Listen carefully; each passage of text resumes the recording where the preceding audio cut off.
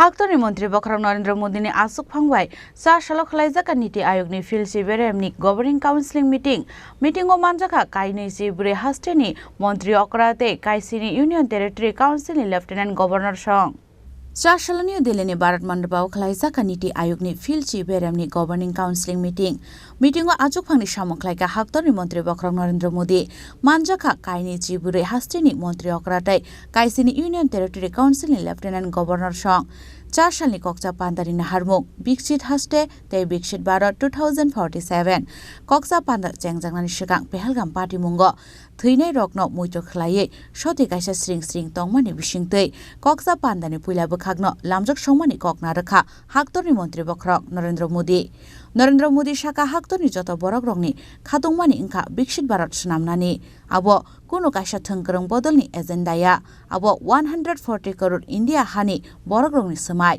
मन्त्री अक्रा कक साबायमानि याकलो हास्टेनि जत चीफ मिनिस्टर रंनो एजेन्डा नतै कक सानानि बागै रोजाखा जरा एजेन्डा नतै कक सालायमानि जराव मिटिं नतै दुलखा हाक्तरनि डिफेन्स मिनिस्टर राजनाथ सिंह एजेन्डाव तंगु विकसित राज्य promoting entrepreneurship employment and equality MSME employment NITI आयोगनि CEO सुब्रमण्यम साका USA टार्मी कुचुक हासे तंखरनि बिसिंगो फानो इंडियानि रांथं बेलाय काहाम इंडियानि जियोपॉलिटिकल एनवायरनमेंट बानियानि बागै बेलाय हामगुगमानि हनै I'll explain what individual chief minister said, but by and large that is there.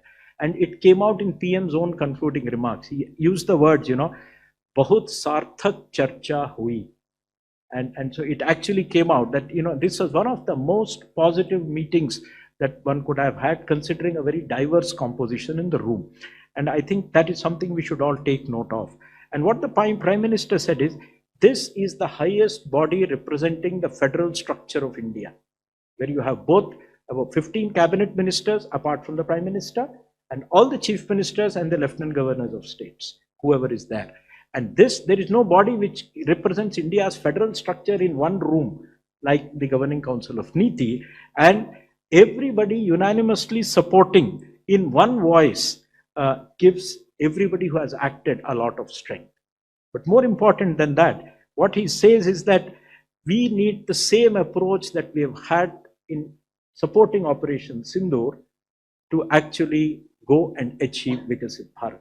The strength of Team India, as shown in Operation Sindoor, also is going to be the same feature which will enable India to achieve Vikasit Bharat. एक लक्ष्य था operation सिंदूर के लिए, विकसित भारत के लिए एक लक्ष्य होगा और हम एकजुट होकर इसके लिए काम करेंगे. He also said Operation Sindoor is not a show of army strength. It has to be converted to social strength because society came out and supported our action. Similarly, Vikasit Bharat is not the idea of a chief minister or an individual or anybody in the system. It has to get converted into a people's movement. What gave him a lot of pleasure and happiness is almost every state or union territory which spoke had either completed or beginning work on preparing their own visions. So वो जो एकजुटता, एक तरह से सोचने की जो सभी के मन में से ये बात जो अभी निकल के आई, that gives you a lot of confidence that this country will be Vikasit Bharat. It had penetrated the thinking of everybody. So I think that is it. And he wanted this to be carried further down to districts, possibly down to villages, so that every individual is motivated. And he said the economic jump which will come out of this attitude. The Atmanirbharta, the belief in our own equipment, our own strengths and capabilities in Operation Sindoor. If that belief and capabilities are popularized and universalized, that itself will help us do a lot more as far as achieving Vikasit Bharat. He said the most important point to note is that every state has joined the Vikasit Bharat stream of. अब हाइकेन विकसित भारतनि इमांगनो तै ककना रखा नीति आयोगनि vice chairman Suman Bery. For being here and being interested in the work of Niti Aayog. This is the most important meeting that Niti Aayog holds roughly once a year. This was the 10th Governing Council meeting, and this is the 10th year of Niti Aayog because it came into existence in 2015. There has already been something in social media about what the Prime Minister said. I won't go over that at the moment. What I would say is, first, he did acknowledge the importance of these successive meetings in creating a consensus in the past for many of the achievements of his government's first and second term. I won't go through all of this, but everywhere from housing to health to sanitation, all of these are the joint efforts of the center and the state, made possible by a forum like the Governing Council. The second point that I think was very important was that even though there was a record of 10 years of achievement, the clear message is that it is time to accelerate, it is possible to accelerate, and this has to be a national movement. Koksa Pandari Paithago, Koknaraka, Haktori Montri Bokrong Narendra Modi Shaka, Bixit Baratni Imangno, Shupungnani Bagai, Haktorni, Joto Hasteno, Tansake, Shamun Klainani Nangnai, Haktor Hapangte, Haste Hapang, Team India Hake, Shamun Klaike Hanke, Kaisa Imang Fano, Muktang Ungnani, Kashrimanya Hanei.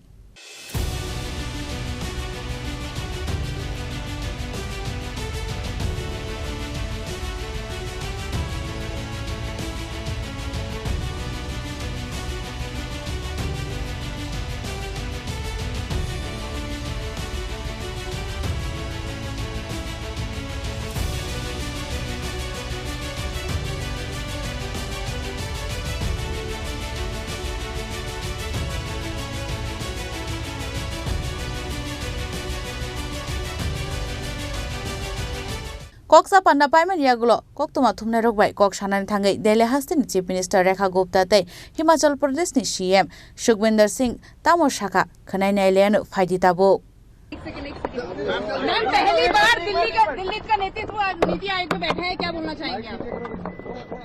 बहुत ही बेहतरीन meeting थी। मेरा पहली बार जाना हुआ, परंतु इतने सारे राज्यों के अच्छे किए हुए काम आपस में एक दूसरे को संज्ञान लेना और माननीय प्रधानमंत्री जी का जो मार्गदर्शन मिलना, सबसे अच्छी बात जो आज की मीटिंग की मुझे लगी कि एक स्वर में एक मत में सभी माननीय मुख्यमंत्रियों ने सभी राज्यों के द्वारा जो ऑपरेशन सिंदूर की भूरी भूरी प्रशंसा की गई, सेनाओं की आदरणीय प्रधानमंत्री जी को उन्होंने बधाई दी सबने।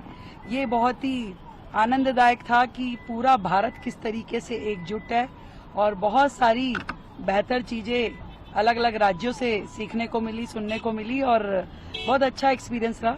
और मुझे अफसोस है कि जो लोग पहले इन बैठकों में नहीं जाते थे उनकी वजह से दिल्ली पिछड़ी रही। मैम दिल्ली की तरफ से क्या कुछ बातचीत रखी गई, आने वाले प्रोजेक्ट के बारे में क्या कुछ? दिल्ली के सारे विषय, चाहे वो हर घर नल के द्वारा जल हो, यमुना की सफाई हो, उसमें आपसी राज्यों का कोऑर्डिनेशन से लेकर के केंद्र से हमारी जो हमें सहायता चाहिए, सभी विषयों पे चर्चा हुई और बहुत ही पॉजिटिव चर्चा रही और उसमें दिल्ली को मुझे लगता है कि पूरे देश भर से सहयोग मिलेगा। जी ma'am, thank you. Tourist hub बनाने की पीएम ने सुझाव दिया है, हर राज्य में एक ग्लोबल टूरिस्ट हब होना चाहिए। दिल्ली में भी आप सोचेंगे इसके बारे में? हम दिल्ली में एक नया टूरिस्ट सर्किट उसको डेवलप कर रहे हैं कि पहले जो 3-4 डेस्टिनेशन जो हमारे आपके बचपन में कभी हमने देखे वही चल रहे थे अब तक, परंतु एक पूरा नया टूरिस्ट सेक्टर दिल्ली में हो ताकि दिल्ली में कोई भी सेनानी घूमने के लिए आए तो उसको नई नई जगहें, चाहे वो भारत मंडपम है, यशो भूमि है, अमृत उद्यान है या हमारा शहीद स्मारक है, ऐसा एक पूरा टूरिस्ट बेल्ट आदरणीय अंबेडकर सेंटर जो बना है उस तरीके से हम एक पूरा टूरिस्ट सेक्टर डेवलप करेंगे जो सेनानियों के लिए बहुत ही देखने लायक रहेगा। देखिए, मैं हिमाचल के संदर्भ में इतना कहना चाहता हूं कि मैंने नीति आयोग की बैठक के बाद माननीय प्रधानमंत्री जी से समय मांगा था और प्रधानमंत्री जी ने हमें समय दिया था और मैंने उनसे कहा कि जो हिमाचल के जो बागवान हैं, जो बाहर से सेब आयात होता है, उसके कारण हिमाचल के बागवानों के रेट गिर जाते हैं और नुकसान होता है और तुर्की से और अजरबैजान से आने वाले सेब पर प्रतिबंध लगाने की बात की जाए, तो उन्होंने कहा कि हम इस पर जो भी अभी फसल आएगी हम ऐसी कोशिश करेंगे कि हिमाचल के बागवानों को नुकसान ना हो और किसी प्रकार से जो बाहर का सेब है, क्योंकि कुछ एग्रीमेंट्स होते हैं उसके अनुसार वो बात करेंगे, उसको हम कम करेंगे। तो मेरा मानना है कि इस दिशा में हमारे को सफलता मिली है। उसके अलावा मैंने माननीय प्रधानमंत्री जी से कांगड़ा एयरपोर्ट की बात की, कांगड़ा एयरपोर्ट के एक्सपेंशन की बात की। मैंने कहा कि हम 50% पैसा जो कांगड़ा की लैंड एक्विजिशन के लिए लगना है उसको हम 50% हम करेंगे, 50% माननीय प्रधानमंत्री जी आप खर्च करिए। और जब ये प्रोजेक्ट बनना होगा, 3 प्रोजेक्ट बनने होंगे, तीन पार्टी इसमें इन्वॉल्व होगी, एयरपोर्ट अथॉरिटी ऑफ इंडिया और हिमाचल प्रदेश सरकार और या कोई तीसरा प्राइवेट पार्टी है, तो इस प्रकार की लैंड पर एयरपोर्ट बनना चाहिए। इस संदर्भ में बात हुई और मैंने ये भी कहा कि जो हमारी पावर प्रोजेक्ट्स है, चाहे वो एनटीपीसी ने बनाया है, चाहे वो एनएचपीसी ने बनाया है, चाहे वो एसजेबीएनएल ने बनाया है, उसमें 12% फ्री रॉयल्टी उनके नेशनल पॉलिसी है। जो 12% फ्री रॉयल्टी मिलती है वो कंपनियां अपने प्रॉफिट से नहीं देती, वो कंज्यूमर के से लेकर देती है। हमने कहा जिन पावर प्रोजेक्टों का जो पावर प्रोजेक्ट है, जिन पावर प्रोजेक्ट्स का ये कर्ज फ्री हो जाता है, कर्ज मुक्त हो जाते हैं, उसके बाद प्रदेश की रॉयल्टी बढ़नी चाहिए। कम से कम 50% उस रॉयल्टी पर प्रदेश की को मिलना चाहिए, ताकि जो पानी है, जो पानी हिमाचल की संपदा है, वेल्थ है, जो भी प्रोजेक्ट फ्री हो जाए उससे रॉयल्टी का शेयर हमें बढ़ना चाहिए और एक सीमा उस प्रोजेक्ट की होनी चाहिए जो हमें वापस मिलनी चाहिए। यानी कि 40 साल बाद वो स्टेट को वापस आना चाहिए और जब वो प्रोजेक्ट फ्री हो जाता तो उसके साथ 50% हमको रॉयल्टी मिलनी चाहिए।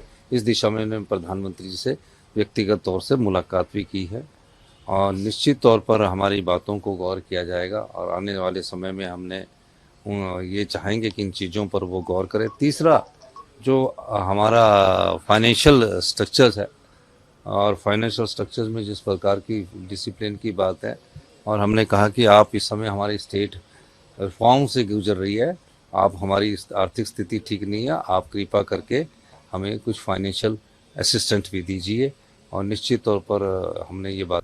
ब्यूरो रिपोर्ट, चिनी खोरांग।